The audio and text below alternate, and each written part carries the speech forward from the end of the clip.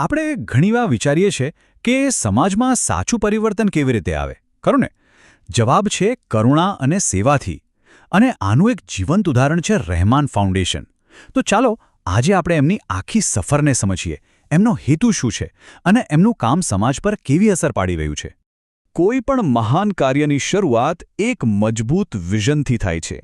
અને અહીં એ વિઝન બહુ સ્પષ્ટ છે રહેમાન ફાઉન્ડેશનનું કામ ખાલી મદદ કરવા પૂરતું સીમિત નથી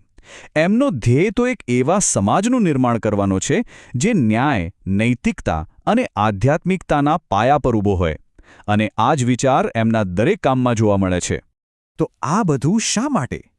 દરેક મોટા કામ પાછળ એક મજબૂત કેમ હોય છે રહેમાન ફાઉન્ડેશનના અસ્તિત્વ પાછળનું કારણ શું છે એમનું વિઝન શું છે ચાલો એને જરા ઊંડાણપૂર્વક સમજીએ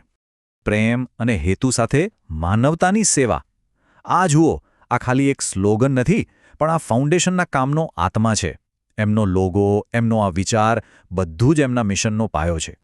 તો સવાલ એ છે કે આટલું મોટું મિશન કયા પાયા પર ટકેલું છે એમના 6 મુખ્ય મૂલ્યો છે જેમાં કરુણા ન્યાય આધ્યાત્મિકતા શિક્ષણ પ્રામાણિકતા અને એકતાનો સમાવેશ થાય છે અને આ ખાલી કહેવા ખાતર નથી આ દરેક મૂલ્ય એમના દરેક પ્રોજેક્ટમાં સ્પષ્ટપણે દેખાય છે દરેક સંસ્થા પાછળ એક વાર્તા હોય છે બરાબર અને રહેમાન ફાઉન્ડેશનની વાર્તા તો ખાસ છે એની શરૂઆત એક મુશ્કેલ સમયમાં અશાંતિ વચ્ચે એકતાની શોધથી થઈ હતી અને આ આખા મિશનના કેન્દ્રમાં કોણ છે એમના સ્થાપક શેખ ખલીલ ઉર રહેમાન સજ્જાદ નોમાની એ માત્ર એક વિદ્વાન ઉપદેશક કે લેખક નથી પણ એક એવા વિઝનરી છે જેમણે સમાજમાં પરિવર્તન લાવવા માટે એક મંચ બનાવવાનું સપનું જોયું હતું વાત છે 1992ની જ્યારે દેશમાં સાંપ્રદાયિક અશાંતિનો માહોલ હતો ત્યારે એક વિચારનો જન્મ થયો શાંતિ અને એકતાનો અને પછી જુઓ ફક્ત 3 વર્ષમાં એટલે કે 1995માં એ વિચાર એક વાસ્તવિકતા બન્યો અને શરૂઆત કેવી રીતે થઈ ફક્ત ₹1થી શરૂઆત ખરેખર આ એક સંકટમાંથી સર્જનની કહાણી છે સારું વિઝન તો મજબૂત છે પણ એને હકીકતમાં કેવી રીતે બદલાવવું એના માટે એકદમ સ્પષ્ટ પ્લાન જોઈએ રહેમાન ફાઉન્ડેશન આ જ કરે છે એમણે પોતાના કામને 4 મુખ્ય ભાગમાં વહેંચ્યું છે જેને એ લોકો એમના 4 આધારસ્તંભ કહે છે એમનો પહેલો અને કદાચ સૌથી મહત્વનો આધારસ્તંભ છે શિક્ષણ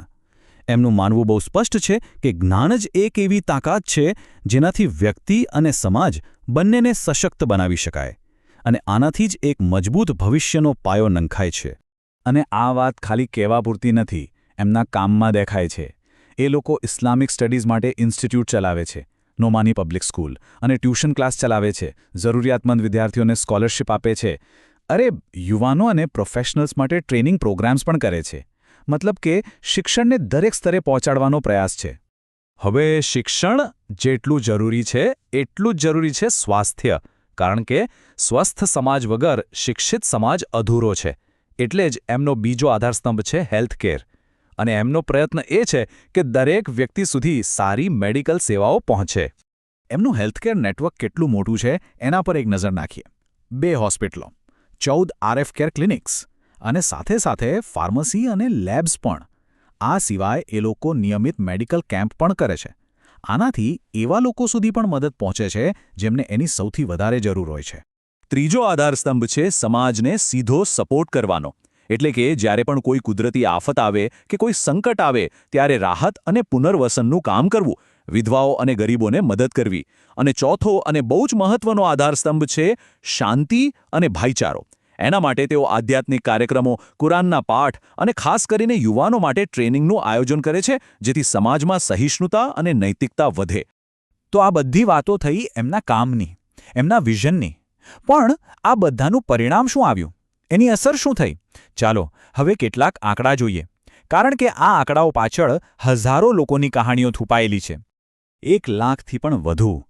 વિચારો આ ખાલી એક નંબર નથી આ 1 લાખ લોકો છે જેમને મેડિકલ કેમ્પમાં સારવાર મળી કદાચ એવી જગ્યાએ જ્યાં બીજી કોઈ સુવિધા ન હોય આને કહેવાય વાસ્તવિક જમીની સ્તર પરની અસર અને આ તો ફક્ત કેમ્પની વાત થઈ એમના જે ક્લિનિક્સ છે એમાંથી 81,000થી પણ વધારે લોકોએ લાભ લીધો છે એટલે કે આ 1-2 દિવસની વાત નથી આ એક સતત ચાલતી સેવા છે અને ભવિષ્યનું શું, આપણી આવનારી પેઢીનું? તો એમના માટે પણ કામ થયું છે. 11,000થી વધુ વિદ્યાર્થીઓને ભણવા માટે મદદ મળી છે. વિચારો, આમાંથી દરેક વિદ્યાર્થી દેશના ઉજ્જવળ ભવિષ્યમાં પોતાનું યોગદાન આપશે. જો આપણે આખા કામનો સારાંશ જોઈએ તો અહીં એક ઝલક છે. 7,000થી વધુ પરિવારોને રાશન અને રમઝાન કિટ, 11,000થી વધુ વિદ્યાર્થીઓને આર્થિક મદદ, લાખો લોકોને મેડિકલ સારવાર અને યુવાનો અને મહિલાઓના સશક્તિકરણનું કામ પણ. આ બતાવે છે કે એમનું કામ કેટલું વ્યાપક અને બહુસ્તરીય છે. તો આપણે એમના ભૂતકાળ અને વર્તમાન વિશે તો જાણ્યું, એમનું કામ કેમ શરૂ થયું અને એની કેવી અસર થઈ. પણ હવે આગળ શું? આ મિશન ભવિષ્યમાં કેવી રીતે આગળ વધશે? ચાલો એ જોઈએ. આજના સમયમાં ટેકનોલોજીનો ઉપયોગ કરવો ખૂબ જરૂરી છે, અને એ લોકો આ જ કરી રહ્યા છે.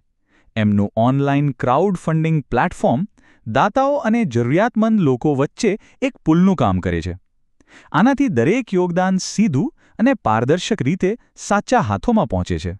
અને જો કોઈ આ સારા કામમાં જોડાવા માંગે તો એ પણ બહુ સરળ છે. એમની વેબસાઇટ છે rahmanfoundation.org. અહીં જઈને એમના કામ વિશે વધુ માહિતી મેળવી શકાય છે અને આ પરિવર્તનની યાત્રાનો ભાગ બની શકાય છે.